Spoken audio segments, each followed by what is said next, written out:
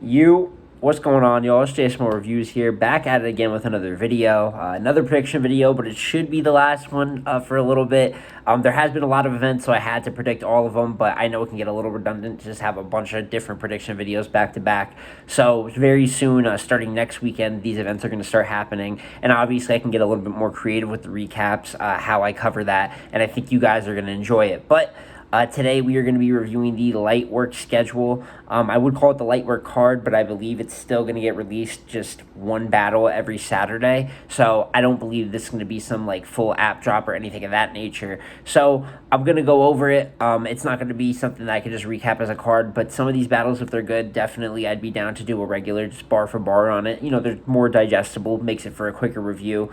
And I'm a fan of some of the matchups here. Some of them I find a little bit random. So I'm going to start with the matchups I have the least to say about or I'm not the biggest fan of and work up to the top. Should be a little bit of a shorter prediction video, but there is some stuff I want to talk about here. So without further ado, let's get right into the battles. First two battles I want to talk about just because I don't have as much to say on it. And I'm, either a little bit confused or a little bit doubtful of the quality is Sheed Happens versus Miss Hustle as well as Sharon versus Mike P. Now, as for Sheed and Hustle, nothing really against them. The matchup is just random. I actually had the pleasure of talking to Miss Hustle in the Champion Gold Executive Suite space on Twitter, which I am an executive member of. And she even said that taking this battle really came down to just taking it for the check. But she's also pushing herself. She's only going to have, I believe, a few days prep, 5 to 7 days prep, which I'd assume she may have started writing a little bit earlier, but they can't be that far off of each other. The prep's going to be limited, but it is 3 90-second rounds, not as much content, and that's something that goes, across the board where I'm not too worried about prep time. People could choke, but 3 90-second rounds is just... If you add that up together, it's usually what a one-rounder is, and people can prep for one-rounders usually within about 5 days or so. So, either way, not really worried about the prep, but overall, it's just a battle where the style matchup, it's just, random to me. But Sheed's definitely fire, Miss Hustle's definitely fire, and maybe that'll just skill-wise make for a good battle. I actually Miss Hustle taking this. Well, I do like what she does. Unorthodox. He's got character. I think he's a great battler. I just think 90 seconds is way more conducive to Hustle. Sheed's a little more layered. These are judge battles. Layered, rewinded, fine. Very, lead ups. I'm doing this because this is what she does when he raps. So there's a lot of great things that she does, but they take a little bit more to build up. While Hustle is more of a... just an aggressive, in-your-face battler. Definitely has the ability to punch, but it just makes really digestible material. She can just get in the bag of just punching off the first bar and just going and just landing. So I have Hustle taking this one 2-1. So that's just how I'm calling that. And then as for Mike P and Sharon, it's okay. It's just I could see Sharon leaning into what he did versus T-Top, reusing a very prominent angle that we know about a battler and just stretching it across all three. I mean, just wear that angle out. And on the contrary, I think Mike, even though he catches really good pockets, has been long-winded lately. I think when he's at his best, he's an angler, and angling is not really preferred in this setting where you only have 90 seconds to get your point across. So I think Mike's strengths don't play into this, but I do like Mike's pockets more than I think what I'm going to like from Sharon. Really, the separating factor for either is the rebuttals for Sharon, and then for Mike P., the rhyming pockets. My apologies there. But for that, I'm going to edge Mike P 2-1, and I have him taking it.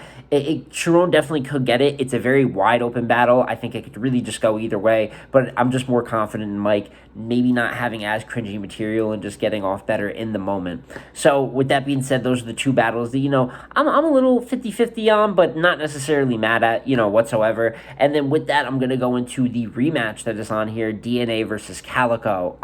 I just did DNA's Golden Years, going over his 2014 a couple of videos ago, if you guys would like to check that out. And I covered the Cal battle in that, even though it happened right at the end of 2013, dropped early 2014, and just, represented in 2014 how great DNA was at 30ing people. And Cal is one of those people. Now, people are going to say the Surf battle was coming up.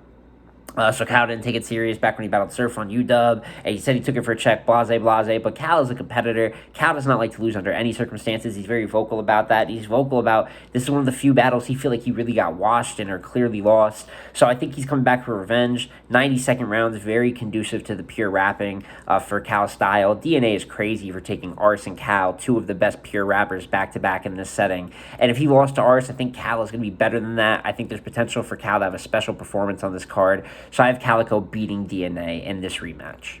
And as for the two battles on the card that I really, really enjoy, T-Top versus Holmesy.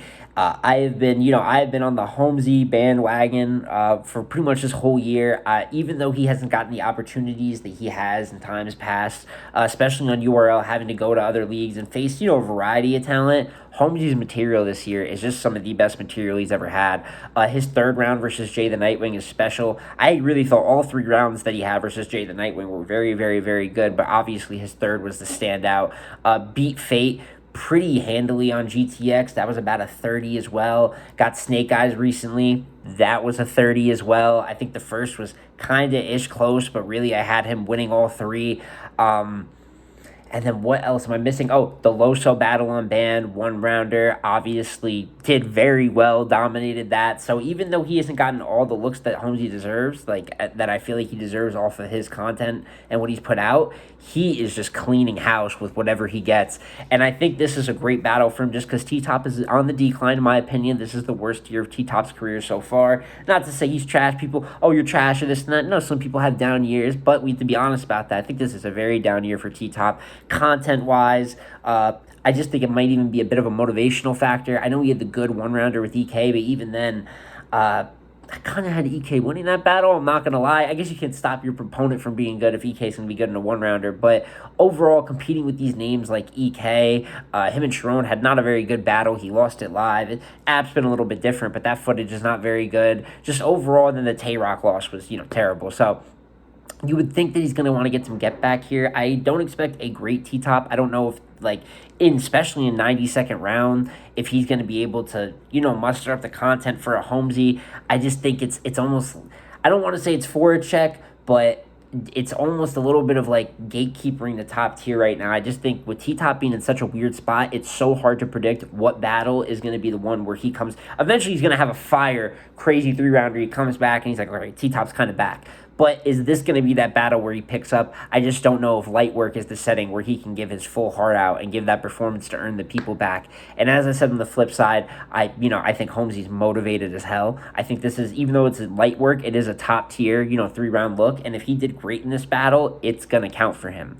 It's going to move. These are the battles to be great, Holmes. You've been great in a lot of battles this year. Even though this is Litework, this is the battle that this is going to be your cornucopia piece. When people are saying where you might be on the Cody list, I guarantee you this will be one of the biggest battles they talk about. If it goes bad for you, it'll be a big point against you. If it goes good for you, these are those that I think you can launch a top tier career from. So really excited to see what Holmesy does here. I have 2-1 edge in the possible a possible battle of the night. It's not my pick for battle of the night, but if Holmesy versus T-Top ends up being of that level, I wouldn't be surprised. You have a guy, a Hall of Fame talent in T-Top that needs his get back. You have a guy in Holmesy still trying to earn his respect at a top tier level, but I'm going with Holmesy 2-1 edge, and I'm just really excited to see what they bring us.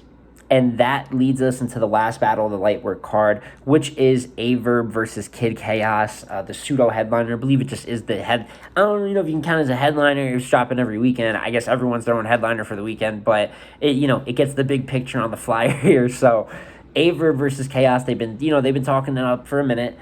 And, the Litework is an opportunity where Verb's talking about taking younger guys and more obscure matchups. And I've been really unhappy with the way Verb's kind of moved recently.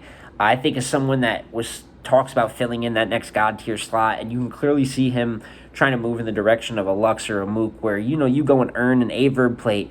And I have not liked the way that I believe that he's ducked a lot of this talent. We're talking about multiple different battlers in different situations, from Nitty to Av to Shug to Bill Collector to JC, that are all claiming the same thing is going on with Verb with the price bumping. There's just things that I haven't liked about it. But with that being said, I want to be vocal about that because I feel like it hurts the sport. This is a good look for him. You know what I mean? This is a good thing to do. Give a guy like Chaos, who obscure in a way. Chaos has kind of had issues where he is fire, but he's had problems getting over the hump of kind of being on the losing end of a lot of battles. And after a while, same way in the case of Real Sick and even Fonz a little bit now, those guys from UM1 can't really afford to take good losses. I mean, they can if the battle's really, really good, but, we're talking about a lot of guys from UM1 now that have a lot of constructive losses, and people are ready to see them take that next step.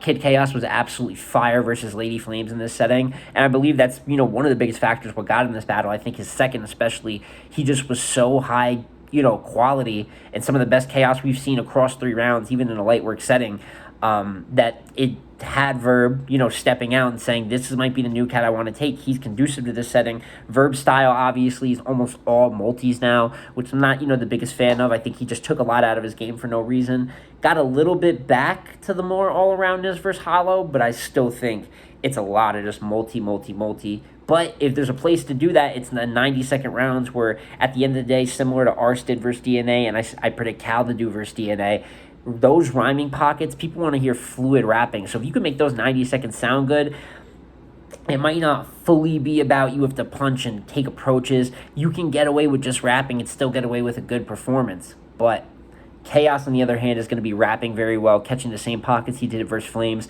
but he's going to have the content, the direct content Verb's lacking. While Verb might just, talk about legacy, and we know what Verb gets about with the lyrical hot waters. People refer to it as Verb's even referred to it as, but I think Chaos is going to have more actual wordplay, real bars, maybe flips of situations that apply to Verb. I just see him really going at Verb, while I see Verb just flexing his rapping skills, which he does in a lot of battles, and it's a reason that he's been losing a lot of battles in the last few years. When it comes to the big names and the big top-tier matchups, you get a more focused, direct Verb. In a matchup like this, even though I think he'll be decent, I don't know how direct or what kind of clip he really has loaded for Chaos, especially on shorter prep. We saw how the short prep went for Casey. That was not good.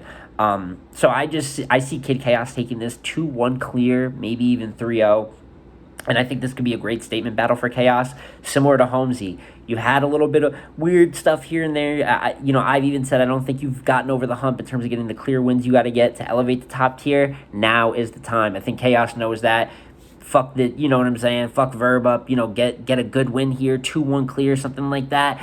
And now we're talking about you top-tier 3-rounders. That DNA and the volume looks way more realistic. So I have Chaos having a show-out performance here and beating a Verb for his 5K in Lightwork. And that is my full thoughts on the card. You guys let me know what you think down below in the comments. What do you think is going to be the battle of the best battle out of this little slate of battles? And who do you think is going to be the best performer? I think Chaos, for me, similar to what I was saying, I think he wins this clear, and I think he already has proved he's very good in this setting. So I think he can, easily replicate that and then bring it to a new level with an op that, a god-tier level op. And on the other side, I think Holmesy would be my second runner-up. Like I said, those are the two battles I'm most excited for, and I have Holmesy also seizing that moment and doing something special with it. Overall, though, I'm be excited to cover all of them. Very digestible, very easy. And you guys let me know, do you want me to review the Lightwork battles? Quick bar-for-bar reviews really should be 8 to 10-minute videos for the most part, because there's just not too much to write down and break down. But let me know if you want my judgment on it either way, if that's something that you'd like to see on the channel. And I can't wait for all these events to come down, because all these predictions are turning into creative content where I can do more recaps, discuss careers, what the projections of where it shoots a guy, and also as we get into yearly reviews, I'm going to be doing yearly reviews on a lot of people's careers as we get into these final 2 months. So all types of different content coming. I think after this wave of events, there's going to be a lot of more creative series that I have coming for you guys as we close 2022. But like, comment, subscribe. Let me know down below what you guys think about Lightwork. Any capacity, what your takes are. And it's been J Small Reviews again, y'all. And I'm gonna catch you on the next one. Peace.